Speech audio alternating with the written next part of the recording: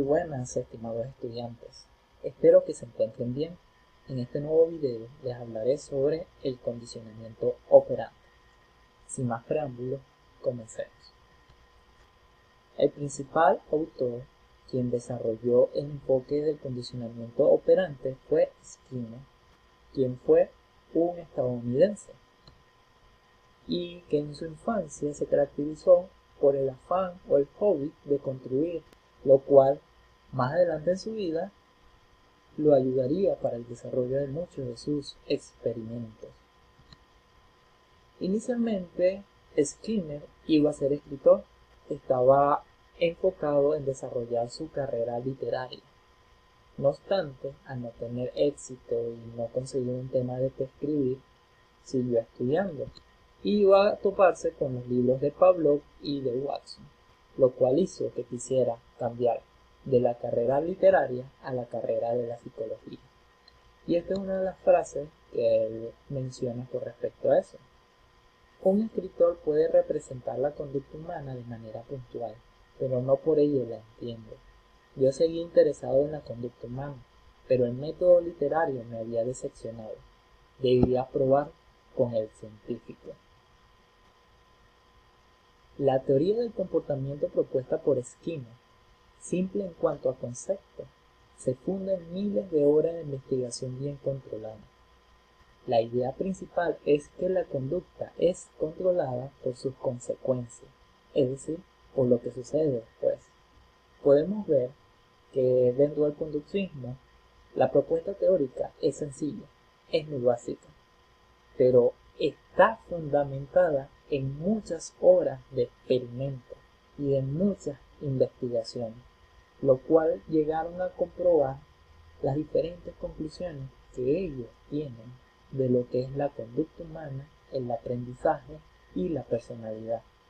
Sí, el conductismo aparentemente es sencillo, pero eso no quiere decir que no funciona. Con respecto a la estructura de la personalidad, según el enfoque conductista, hay que recordar que ellos no estudiaban aquello que no podían observar, por lo cual uno de los principales puntos en donde se diferencia el enfoque conductista de los demás enfoques de la personalidad es que es el único que no dice o habla de una estructura en la mente de las personas, sino más bien a lo que ellos refieren como estructura puede decirse que es la conducta. Y para Skinner existen dos tipos de conducta, siendo la primera la respondiente, la cual es respuestas provocadas por determinados estímulos ambientales.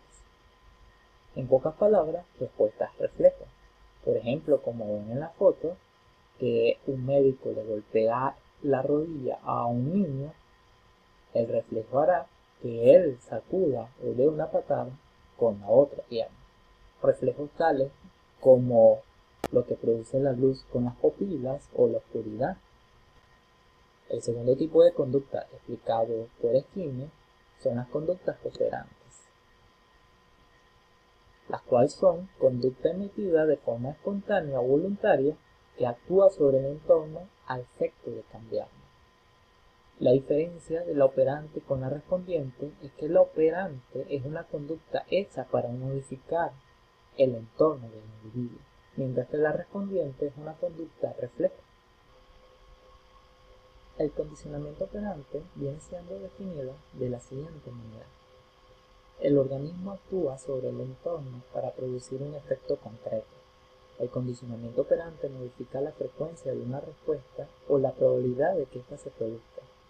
El refuerzo no provoca la conducta, pero aumenta la probabilidad de que se repita.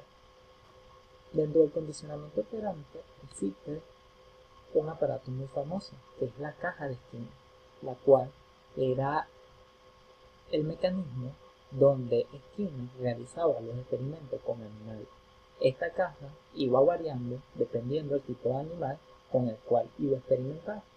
Si era una rata, diseñaba la caja para que hubiera una palanca y pudiera administrarle el alimento que le gustaba a las ratas.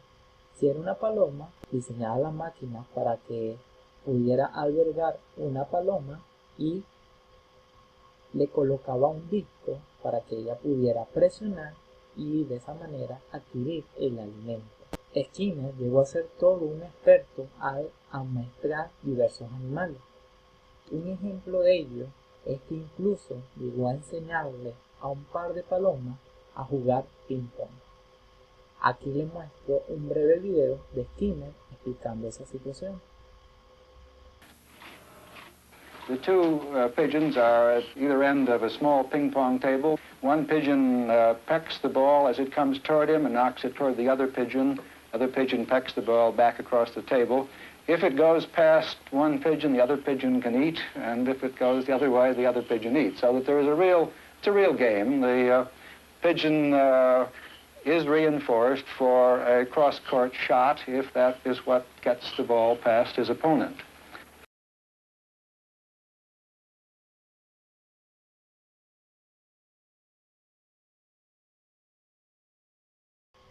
Impresionante, como Skinner pudo amaestrar un par de palomas para que pudieran jugar ping-pong entre ellas. Existen unos términos importantes que hay que conocer dentro del condicionamiento operante. Entre eso está el reforzador, que Skinner prefería llamarlo reforzador en vez de recompensa, porque la recompensa era asociada con el placer, y como el placer no se podía observar, prefirió dejar el término de reforzador. Y existe el reforzador primario. El reforzador primario es aquel reforzador que nosotros buscamos porque nos produce placer en sí. Puede ser entre ellos el alimento, el agua y otros tipos de reforzadores que nos producen satisfacción. También se encuentran los reforzadores secundarios, que lo buscamos o lo queremos debido al valor que hemos aprendido que tienen ellos. Un ejemplo de eso es que muchas veces podemos hacer diversos tipos de conductas con el fin de conseguir un rectángulo verde. Existen dos tipos de reforzadores. Están los reforzadores negativos, que al ser un estímulo aversivo hace que la conducta se siga repitiendo con el fin de evitarlo. Y el reforzador positivo, que hace que al ser un estímulo que nos agrada, la conducta aumente las posibilidades de que se repita. Otro término importante de conocer es el castigo. El castigo disminuye la frecuencia de la respuesta. Muchas veces se confunde el reforzador negativo con el castigo, pero hay que dejarlo en claro, que el reforzador negativo aumenta la posibilidad de que una conducta se repita, mientras que el castigo disminuye la posibilidad que la conducta se repite. Un ejemplo de reforzador negativo viene siendo a que si una persona le da miedo los eventos sociales, el evitar ir a ese tipo de eventos puede ser un reforzador negativo que hace que se repita la conducta de no asistir a ese tipo de eventos. ¿Por qué? Porque evita que la persona sienta ansiedad cuando va a ese tipo de eventos. El castigo, por lo contrario, al presentar características netamente aversivas, hace que se disminuya la posibilidad de presentar ese tipo de conducta. Pero Skinner era muy crítico con emplear el castigo, debido a que este genera consecuencias indeseadas. Una de ellas es que el castigo genera emociones aversivas, emociones negativas, las cuales pueden ser asociadas con otro tipo de conducta y permanecer por mayor tiempo en la persona. Por ejemplo, si se le castiga a un niño por explorar su sexualidad, a la larga, como adulto, puede ser que tenga miedo de seguir explorando su sexualidad. O si se le castiga a un niño por dar su opinión a adultos, puede ser que cuando crezca este niño tenga miedo de expresar sus opiniones incluso en los momentos que es adecuado. El castigo también, al dejar de presentarse con el tiempo, este pierde su efecto y la conducta vuelve. También el castigo, al ser presentado continuamente, hace que en la persona se presente la conducta de rebelión, de responder en contra de ese tipo de castigo. Por lo cual, Skinner era muy crítico con el castigo y más bien prefería la enseñanza de conductas alternativas, que en vez de reprimir, favorece la aparición de una conducta que es favorable y aceptada por la sociedad. Ahora bien, ¿cómo el conductismo explica el crecimiento y el desarrollo de la personalidad o las diversas conductas que va adquiriendo una persona? Para ello, emplea el término de modelamiento, el cual implica el reforzamiento de aproximaciones sucesivas a la conducta deseada. Y esto es un aprendizaje sucesivo por escala, que va desde lo más sencillo hasta lo más complejo. Así se va desarrollando la personalidad según el conductismo. Un ejemplo de eso lo podemos ver que desde pequeño lo primero que nos enseñan de las matemáticas son los números. Tal vez aprender a contar del 1 al 10. A medida que vamos creciendo, vamos aprendiendo otras cosas más complejas, como la suma, la resta, multiplicación, división, hasta llegar al punto de poder hacer ecuaciones complejas. Un ejemplo relacionado a eso puede ser la misma psicología, que en un primer momento la meta puede ser que tengamos las capacidades de diagnosticar una psicopatología, pero para poder llegar a eso, primero debemos conocer cuáles son los procesos cognitivos básicos, también conocer aspectos como la motivación y la emoción. Después de ahí, conocer algunas teorías sobre el desarrollo psicológico para llegar al punto de conocer algunos métodos de evaluación, como pudieran ser métodos psicométricos o métodos proyectivos. Y después que podemos llegar a conocer esos métodos, podemos llegar a empezar a ver clases de psicopatología. Y de esa forma, poder aprender a diagnosticar psicopatología en nuestros futuros pacientes, dejando en claro que no todos los pacientes que vamos a recibir van a presentar una psicopatología y que también no es ético ir etiquetando a todas las personas que veamos o atendamos. Ahora bien, no siempre después de que nosotros emitamos una respuesta vamos a conseguir una recompensa. Y en razón de eso, Skinner desarrolló diferentes programas de reforzamiento. Uno de ellos era el reforzamiento de intervalo fijo, el cual proporciona el reforzador a continuación de la primera respuesta que se presenta después de transcurrir un intervalo fijo. ¿Qué quiere decir? Que este programa se diseñaba con un tiempo establecido, y que el reforzador se daba en un tiempo establecido. Después de pasar 2 minutos, 5 minutos, 10 minutos, una semana, una quincena o un mes, la persona o el animal iba a ser reforzado. No importa la cantidad de veces que actuara o reproduciera la conducta deseada. Lo importante era esperar el tiempo. Este tipo de reforzadores se puede ver muy común en la vida diaria, en los trabajadores que no importa lo que hagan durante una quincena, van a recibir el mismo sueldo al momento del pago. Otro programa de reforzamiento es el de razón fija. Los reforzadores solo se proporcionan después de que el organismo ha emitido una cantidad específica de respuestas. Esto quiere decir que el animal o la persona va a recibir el reforzador después de que cumpla cierta cantidad de respuestas.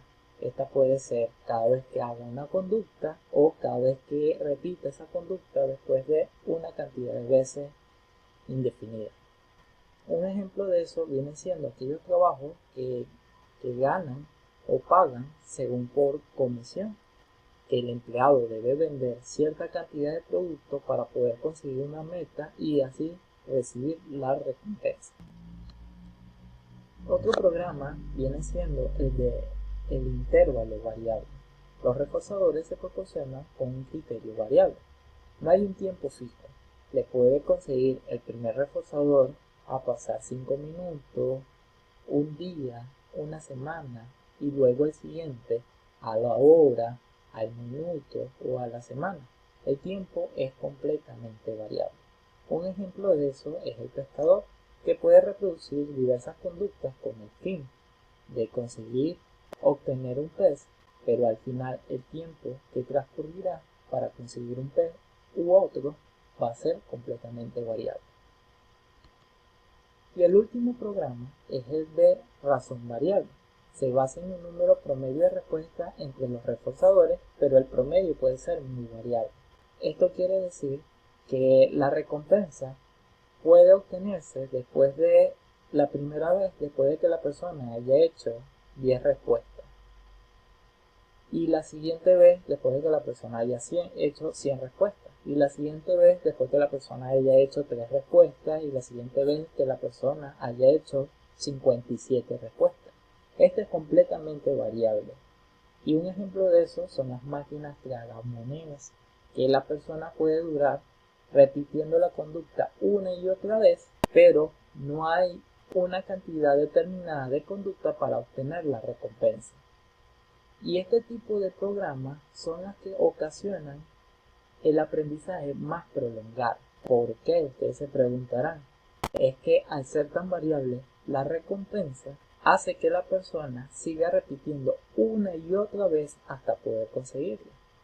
Este tipo de programa ayudó a Skinner a explicar las conductas supersticiosas. Y en una ocasión a Skinner, la máquina que usaba para experimentar con palomas se le averió justo en el momento que la paloma había hecho una respuesta: caminar hacia atrás. Él se dio cuenta que la paloma seguía repitiendo esa conducta de caminar hacia atrás, esperando de que de esa manera pudiera obtener la recompensa. Para comprobar esta hipótesis, lo que hizo Skinner fue diseñar máquinas de intervalos variados, con las cuales se dio cuenta que los animales asociaban la última conducta que estaban haciendo cuando recibieron la recompensa como la razón de por qué obtuvieron la recompensa. Y de esa manera Skinner explica con el conductismo las conductas supersticiosas, las conductas supersticiosas son comportamientos persistentes que presentan una relación coincidente y no funcional con el reforzamiento recibido. Los animales y la persona creen que al seguir haciendo esa conducta van a tener los mismos resultados. Un ejemplo de ello lo dan los deportes, y el mayor ejemplo entre los deportes es el del béisbol. Podemos notar que un bateador, cuando le toca su turno, antes hace una infinidad de cantidad de gestos, conductas, entre los cuales está escupir, patear la arena, balancear el bate, entre otras. Y muchas de esas conductas son repetidas debido a supersticiones que tienen con ellas, que creyeron que por una vez haberlas hecho y bateado, esa era la razón que le daba suerte al momento de batear. Ahora bien, ¿cómo el condicionamiento operante explica el autocontrol? Según Skinner, son las variables que están fuera del organismo, controlan y modifican la conducta. En nuestro interior no existe nada, proceso, impulso u otra actividad que la determinen. Por lo tanto, el autocontrol es la capacidad para regular las variables que determinan la conducta. Desde el conductismo se entiende que para poder tener autocontrol hay que modificar las variables externas que influencian a la conducta no deseada. Por lo tanto, el conductismo propuso unas técnicas para aumentar el autocontrol, entre las cuales está evitar el estímulo, se evita el contacto con una situación o persona que le molesta, disminuirá el control que ejerce sobre usted. Un ejemplo de eso es con los alcohólicos. Los alcohólicos evitan tener cualquier bebida alcohólica dentro de su hogar y de esa forma evitan sucumbir ante la tentación de volver a retomar con la adicción. Otra técnica es la de saciedad autoadministrada. Se exagera alguna conducta con la finalidad de librar de malos hábitos a la persona. Esta técnica se ha usado mucho para el vicio del tabaco. El psicólogo conductista le indicaba a la persona que fumara lo más exagerado posible, la mayor cantidad seguida de cigarros, con el fin de que el aumento de esta droga en su sistema hiciera que le produjera sensaciones de malestar e incluso mareos, y de esa forma ser un reforzador adversivo o negativo. Otra técnica es la de estimulación aversiva. Incluir a la conducta que desea modificar consecuencias desagradables o repugnantes. Un ejemplo de eso se puede ver en las personas que inician una dieta. Se les recomienda a ellas decirle a su grupo cercano que lo está haciendo, con el fin de que si deja de seguir con su dieta, va a conseguir el reproche o el disgusto por parte de esas personas a quienes la había mencionado. Y una última técnica es el de autorreforzamiento. Se le enseña a la persona a recompensarse por realizar la conducta beneficiosa o deseada. Esto es sencillo de entender. Si la persona quiere adquirir un nuevo hábito, se le enseña a que cada vez que haga ese tipo de conducta, se recompense con algo que le guste. Por ejemplo, si una persona necesita adquirir el hábito del estudio, cada vez que cumpla cierta cantidad de horas de estudio, se refuerce con algo que le guste. Ahora bien, ¿cómo explica el conductismo operante la psicopatología?